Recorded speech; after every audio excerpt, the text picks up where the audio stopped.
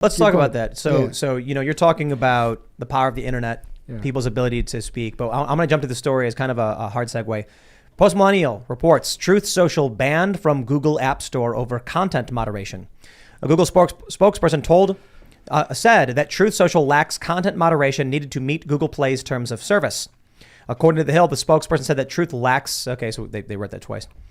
This comes after Truth Social CEO Devin Nunes claimed last week that the Android version of the platform's app is ready, waiting only on Google's approval.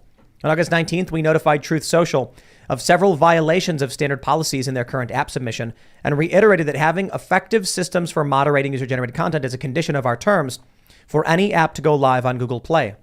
Google is reportedly particularly concerned about violations of its policies prohibiting content with physical threats and incitement to violence.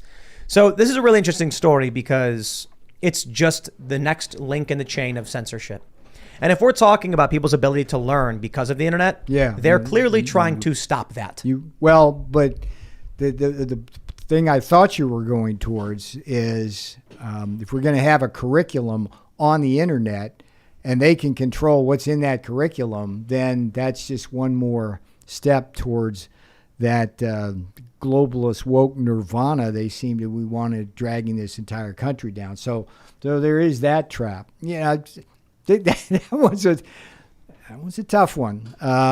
Whoever is going to be the next Secretary of the Department of Education needs a vision somewhere along the line. But this bigger issue of the social media conglomerates, I get back to the FBI working hand in hand with Twitter, Facebook. And by the way, there's a fascinating, funny, tragic story in the Taking Back Trump's America book as to how Twitter and Facebook wound up being so aggressive against Trump in 2020. I don't know if you guys know this, but after Trump won the election in 2016, Brad Parscale, who was at that point during the 2016 campaign, the social media director, he became the campaign manager in 2020. He goes on 60 Minutes, and in the big reveal, as he's claiming victory for the Trump victory through his manipulation of social media, he reveals that Twitter and Facebook had employees inside the Trump campaign actively trying to help the Trump campaign message, right?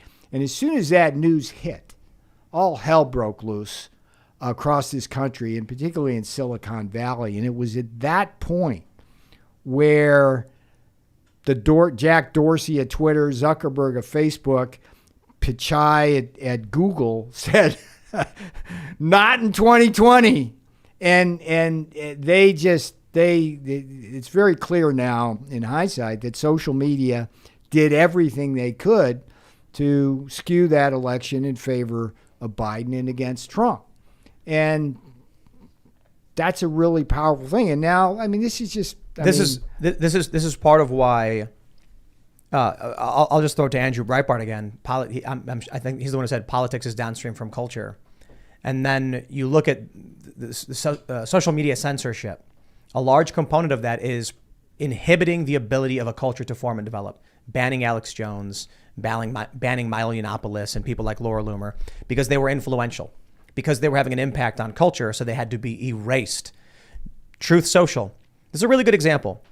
I was saying for a long time that Trump should have gotten off of Twitter, launched his own platform, or used Minds or Gab or something like that. And he didn't do it until recently with the launch of Truth Social. But this is actually a good example of probably why he didn't. They just banned the entire app outright. Yeah. They didn't just ban one person. Mm-hmm. Yeah. Google said we will ban every single person all at once because they want to control what is allowed to be said. Yeah. And they want to limit the appearance of Trump's influence in culture. They don't want him to be able to influence culture, I would say, especially heading into midterms. Yep. I'm a big Getter fan. I call Getter the Twitter killer. And one of the things that's been really interesting about getting on Getter, it has all the functionality of Twitter with a lot more elegance and live stream capabilities. But what I'll do is I'll post identical content on Twitter and on Getter and then watch what happens.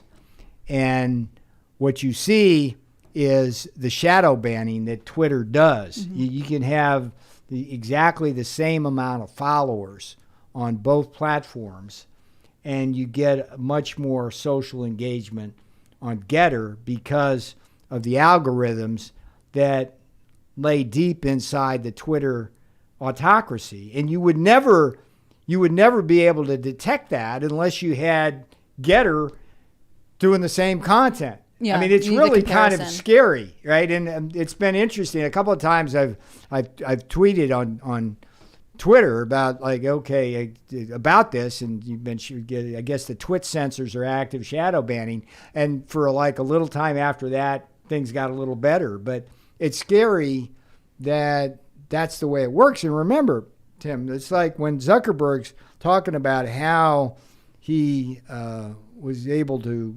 suppress information about the Hunter Biden laptop. It was like he was explaining he did it through algorithms, which would suppress the information from coming up to the top layers. So they know how to do this. And that's like the evil genius of these people. They really know. I mean, this is Goebbels in the 21st century here. They're really good at what they do.